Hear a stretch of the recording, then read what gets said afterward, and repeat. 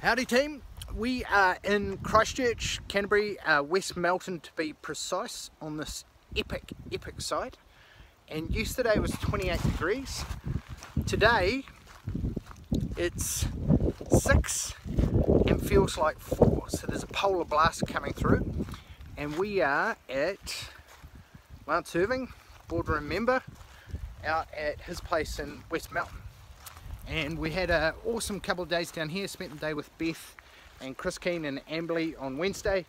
Yesterday we did a seminar to 50 building company owners with E3 and also CBS, which was awesome. And today, going to show you behind the scenes of Irving Builders and just have a look at their epic place that they've got here. They've actually converted a barn for their premises, and we're going to go inside, have a talk with their team, and which consists in the office of Matt, Amber and QS Raymond, and just walk through a little bit about how they run their very successful company here, and get out of the cold, because god damn it is cold.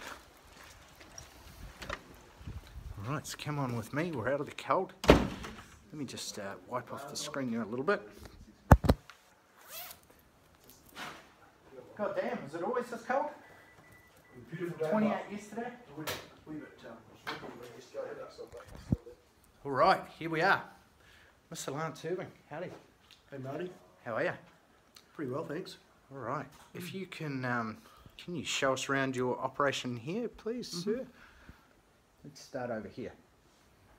Projects board, live. Super clean up on that yesterday actually, so some new projects starting soon. Oh, and this basically reflects what the spreadsheet that we were going through this morning. Brilliant. With work in progress. Yep. Invoice today. Brilliant. You can see the total hours the boys are weekly when they're at the office, checking in, or they're phoning in, checking the hours, how many hours are we using.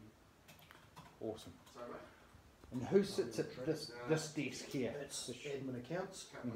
Amber's in a day and a half, 2 days a week. The rest she does remotely. Yep. That's my sit-down desk. Yep, so if you ever feel the urge to do any admin, I go and sit in the admin desk. yep, perfect. And I love how you're economising and getting your QS and project manager to share a desk. It's all about efficiency, mate. Exactly. Exactly. Raymond and Matt are just working on the job. We're going to contract on Monday. We're meeting. So they're just finalising the program, going through final subs, finalising fixtures and fittings that haven't been selected properly, and so on and so forth. What do you got sitting here? Is this jobs in construction, or what's this? This is a mobile and drag around the office. It's got all our projects that we jobs in construction and also jobs that we're pricing. And so if you're working on that file, you pull that file out, you take the plans to your desk, and you chuck it back in here. Yep. So yeah, that's the idea of that.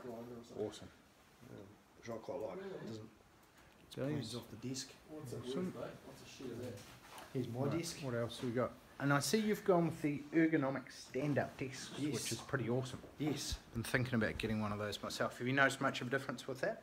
Yeah, I really like it. I do a lot of training, so I find keeping mobile, not sitting, it's really good. If I'm reading plans and going through pricing, I find sitting down is better for me. So. Sure. And you go there to the sitting thinking desk. That's it. Yeah. Awesome. Or if Amber's in, I'll just wind my desk down and use it. Sure. Sit down. Okay. I'm not as techy as Matt. I've got the electric stand up. Yeah, I saw that. Just over here, right? The stand up, sitting down desk. Yes, he's awesome. He's got that one. So. All right. Yeah. What about this board? What can you tell me here? Is this? That's my priority board. So pretty much update that daily. So if I'm find myself in a space where I'm like, shit, what am I supposed to be doing? Reconnect with where I'm at and what was my highest priorities, knock those off. Awesome. And then hit the priority twos. I love how you've got business maturity date. It's top and centre there. Yep. Which is epic. Yep. Front of mind. I like my role leader. Yep. Chart there. Do you do update this weekly or how or fortnightly or what? So in my default diary, which I do an Outlook and in my diary, which is right there. I set a time usually on a Thursday because that's my work all day when Marianne's not working. Yep. And I've got an hour and a half slot. So I basically plan the next 7 days. Awesome. And so part of planning the next 7 days is, okay, what have I actually done on my priority one, rip those post-its off. Brilliant. And put new priorities on. Yeah, because there's a big thing like in Eat the Frog, Brian Tracy, is if you do one thing today, and the one thing, that's a great book by Gary Keller. He built the biggest private real estate business in the US. He said if you did nothing else other than the one thing that's going to move you most towards your strategic objectives, and just did that all day, what difference would it make if you did that? And I've found that a great thing. It takes a lot of discipline to do it first rather than look at your emails or texts or anything. But that is a game changer. Yeah, I've found having all the notifications off. Yeah. All that shit. Yeah, 100%. It's quite good. Don't get distracted. And the role of a leader? Role of the leader, love that one. Mm-hmm. So, challenging conversation. If there's a problem, there's usually an absence of trust, fear of conflict, lack of commitment, and the avoidance of accountability and attention to the results. Awesome. So, don't be afraid to have those challenging conversations. Love it. And you document your team meetings? Yep. With action notes, right there. points for people to follow up? Yep, and Raymond does that actually, and then that's saved in Dropbox, and we then reconnect with that, a week out from the next team meeting.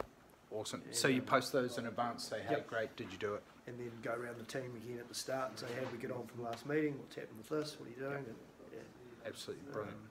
Some of them actually now get back to us before we actually have the team meeting. Yeah, that's what you want, right? Yeah, it's really good. Yeah. Awesome. It's one thing to be accountable, it's another thing to demand accountability. Great, Lance, so you agreed you were going to have that done. When we do it, do you have everything that you need, and what happens if you don't get it done? So that's a massive thing to shift from accountability to demanding accountability. Yep. Now you have quite possibly the most whiteboards and charts that I've ever seen in a building company. So I don't know if you guys are getting all this, but everyone has a sorted out board. Take us through what you've got over here. It's just I guess boards for Africa. I love it. I guess it's some of the lean stuff that's come out of the lean stuff we've been doing. Yep. So tell us more and a about combination of TPP, really. So lean, obviously you've got CrossFit and you've got work. Yeah, pretty busy. Yeah. So tell me more. So, well, this is like our individual priority boards. We've got an Urban Builders priority board. Shutdown dates, obviously front of mind at the moment. That's on priority there. Matt's developed in-house performance review document, which is awesome. Does that go through different capabilities of the builders? Or? Yep. So it starts showing, if you're in green, you've completed that. Hours reconfirmed every week. Needs improvement is in the orange.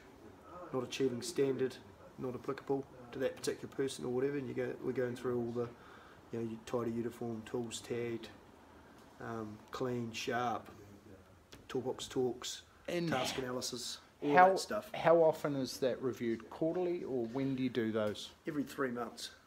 Yep. I'm trying to step that up a little bit more, because we do a team meeting every month. So it's just difficult to do that much for each person. You'd end up having a whole day's meeting, right? 100%. And then we've got What's our on labour here? forecasting. Yep. So, these are projects. So what guys are going where, when, Exactly. etc. Yep.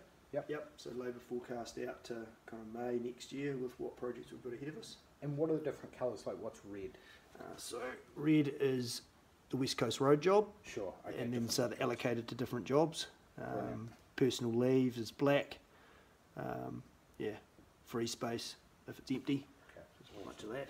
And then you've got your... So that gets updated weekly, obviously, because things are changing all the time. And then those are projects that we've scheduled out for the particular job.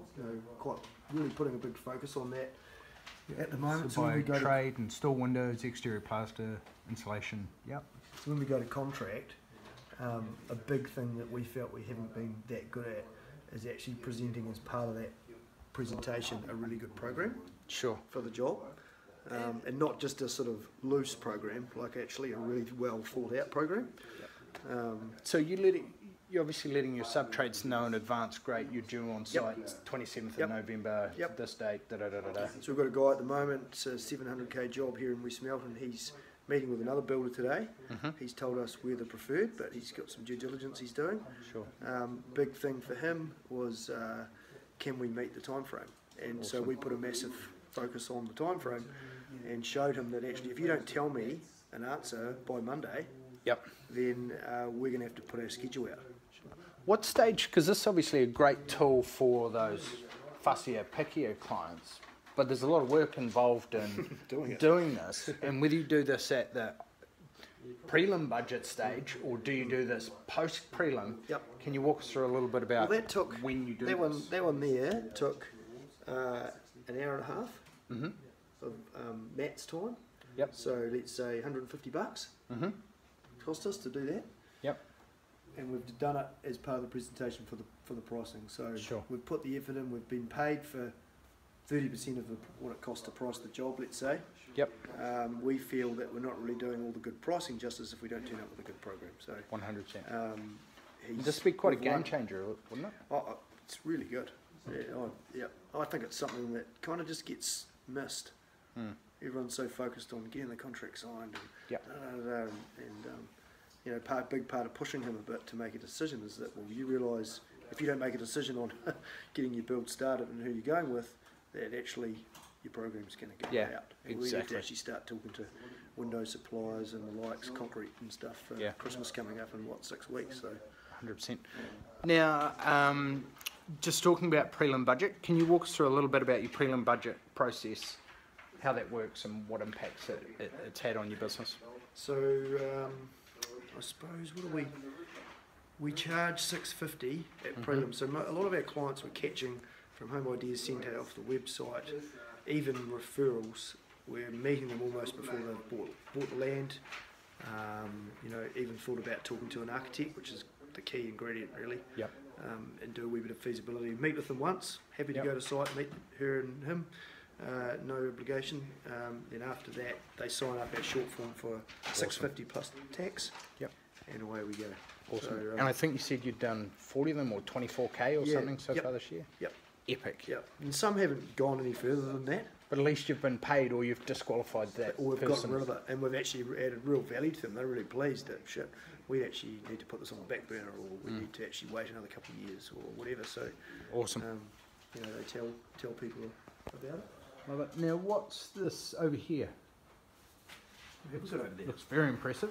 194. Oh, that's the Sharps Road job. So that's the spreadsheet, basically the guts of that particular project. Okay. Yeah, broken down into all the stages that you need to know, so that you know, each project's meeting each week. That we're sucking the numbers off this, or they've been changed with variations and whatnot. If we want to go and find out what the progress claims are for that particular job, it's actually still on the board. Here's the claims. Awesome. Knocked off as a. And why do you print everything out as opposed to just having it on a spreadsheet? Because it gets lost. That's the. Matt will probably spark up here and say something. Why do we print everything out and stick it all over the wall? I couldn't agree more. Shit gets buried in computers and no one looks at it. Shit gets buried in computers and no one looks at it. Yeah. So massive thing is visibility leads to accountability. Because if it's up in front of everyone, then you can't do anything back there. Is it done or not? Why I took the sales board out of my head. And I've got it all in Builder Trend, obviously, and I do update that every week. It's part of the default diary. I put all my hot leads on the sales board here, and every time I go to the loo or come out here and make some lunch, I'm looking at, shit, I haven't gotten back to 23 Munro. Awesome. Or I haven't done, you know. And I've got a colour thing here. Different stages that you have. Sorry, you carry on, Lance. So if I'm not in the office, quite key that Raymond and I have a quick we have a 15-minute meeting every week, and I write on here what's priority, so 1, 2, 3 and 4, so we just whack a red or a 2 or 3 on what is priorities. If you can't get on with that one, you get on with this one if I'm not here. Excuse me. And what is your likely to, I've never seen the likely to convert, I love it. What do you use to base that on? Like how engaged in the process, whether they've had a prelim budget, whether they're getting other builders quotes, a whole bunch of variables, I guess. One of my questions right at the start is, are you planning to meet with other builders? You know, and that tells me straight away, you know. That's a massive thing, is not being afraid to ask those qualifying questions and see, are they actually worth investing the time? Yeah, that's a big one. Because, you know, if they say, yes, we're thinking to meet 3 builders, I say, awesome. Like, my advice would be, you know, like, if you don't choose us, that's cool. But choose someone you really like and trust, and pick them now with your architect, and then set off on the journey and Exactly. price for that. And that way, if they do choose us, awesome. We know Yeah. that we're putting, unless this derails big time, budget doesn't meet what your expectations are. Yeah. And if Probably price can is their win the main job. consideration, then perhaps you're not the ideal builder Yeah. for them, and you can refer them to someone cheaper, and that way you don't go through the whole process and invest a lot of time, energy, and money, Yep. and it not come to fruition. Yep. Yep. Awesome. The rest is probably, we're in sort of transition stage, so stuff's been moved around a lot in here. Even pools. We've got a Even pool pools division, I playing love it. Awesome. The pool division coming to a build near you. I put that together because there was a few people in the Home Ideas Centre where we've got a stand that were asking about what we've done with pools. So Awesome. again, it's not something I'm sending in all my marketing as our niche, Yep. but we might pick some of it up. There. Um, And then you've obviously got your A to Z of operations mapped out, Yep. and the thing that I've noticed the most difference is that you've colour coded yours. Can you walk us through a little bit about your A to Z? So obviously in the pinks, the admin, blue is estimating, yellow is sales and all the actions that go with that. Awesome. And then the other one, the sort of pinky colour is GMP. So I mean, I don't look at it a whole lot now because I know what I need to do, obviously. Yep. But for people who, you know, we've had 2 or 3 different admin people in the business in the last 12 months. So, you know, And it they ask obviously- me a question and I just go boom. Yeah, In fact, and then all your systems come off each of these steps, and you can line this up with your business maturity date. Yep. To go, which ones are we systemising well and training someone? Yep. Pathway to professional growth. What do you got there? So that's something I talk about with the guys on a regular basis at team meetings and things. So, you know, really trying to encourage them to self-drive. So, you know, there's all sorts of things they can do outside of work. There's stuff on at the Chamber of Commerce around leadership, which I believe is a massive thing lacking, like you said earlier, Marty, in that book, Extreme Yep. Ownership. There's no such thing as poor performers, there's only poor leaders. Yeah, massively. And just helping them understand that this is the journey. You know, Yep. like if you're here, okay, what have I got to do to get from there to there? Yeah. You know, and there's further places you can go for Yep. activities to help you on the way. And last night we talked to about 50 building company owners about making changes in their business and taking their business to the next level. What have been the 3 biggest golden nuggets that have made a big difference in the last 12 months for you? 3 biggest things. So I think one of them we talked about payment claims. Oh yeah, payment claims. Yeah, well that's been massive. Yeah, so we've always had our own Irving Builders contract that we use for the last 4 to 5 years, 4.5 years.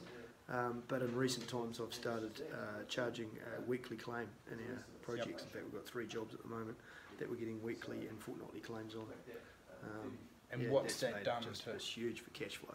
Yeah. Huge. So smooth things out, less stress, positive cash flow going through Yep. the job. Yep. Yeah. We had a bit of a challenge with the new build, just recently started with the bank, you know, going, oh, Yep. this is a bit different to the norm, what about this, what about that? So we just put in the compliance things that need to be done throughout the job, and also showed them that the deposits that we have to pay to our subs and suppliers, Yep. as we're getting the money to actually keep the job onto the program that we want to do. So again, good program Yep. to help explain and articulate that. Yeah. And, And the more detail and specificity that you can show to the bank that, hey, I'm not I mean, running some out. of the subbies we've actually say to them, look, we need a progress for that. I want a progress, I want a progress. If you're getting the money earlier, otherwise you can have a huge work in progress figure. And that's a And massive the thing. invoice Yeah. comes in at the end of the job, and it's Yep. yeah, so quite key. But that was how we got it over the one with the bank. And I turned around. Awesome. So that's been my experience so far with it. But I'm sure there'll be some other learnings and challenges, no doubt. But certainly getting a weekly claim in to cover your wages is a huge step in the right direction. Yeah, 100%. Makes life a lot easier. Now, what do you got going on here? I see some plans and some changes to the estate. So I bought this property 3 years ago. It was pretty run down and rough on a really nice street or road here in West Melton, quite rural. 10 acres. House is a bit bigger than my old place, didn't have to do anything to it. It was full of mice and rats, so we had to give it a bit of a tidy up. So doing plans for an extension on that. Ripped all the trees down off the front, tidied up the barn, and putting in new entranceways and about to do an extension on the barn to make the office a bit bigger. So I Awesome. can get myself out of here a little bit and have a quiet space so I get Yeah. interrupted quite a bit. Yep. Yeah, open plan offices can be a bit of a challenge. Yeah, so that's why things are. But we're keeping it tidy, but it's just. What are these chaps doing over here? Working. That's the spirit, Matt. That's what I love about you, Christchurch. What's your name, young man? What do you do here? My name's Matt. I do a bit of everything. He's a Pricing. lean man. Yeah. Construction management, really. Yeah. More ops. So if Okay. Lance is sales, then I'm sort of dealing with more of the pick it up when it's it needs pricing tweaked, and then help the guys on site when it's in construction, basically. So you guys having a construction meeting here, or what are you Yes, actually this going is through? final review before it goes out to the client. So it's Sure. already had a preliminary price, and, Yep. then we've gone back with changes, and now this is the final to get the contract signed. So it's Awesome. like 3 steps. Yeah. Okay, brilliant. And what's your name, young man? Hi, my name is Raymond. I'm the one surveyor here. Yeah, So, and what do you do here? so I'm doing the pricing, all of the QS job, Mm-hmm. invoices as well. Yep. Dealing with the subbies, Mm-hmm. make the price more thorough. So it sounds like your role has grown a bit in scope from just QSing to a little bit more project management as well, in conjunction with Matt, Yep, and a little yep. bit of Coordination with the which is admin and builder. giving a broader, I guess, knowledge of the jobs. And Yep. Raymond works more closely with Lance on things like WIP calculations because he's closer to the figures with invoices every Work day. in progress. Yep. Awesome. Cost back costings included. Yep. What's the number one metric that you guys use of whether you're on track or not Hours. with your projects? So, Hours and materials used versus like budget versus actual. yeah. And are you guys looking at that weekly? Or- Daily. So you're getting the daily site logs in at the end of the day.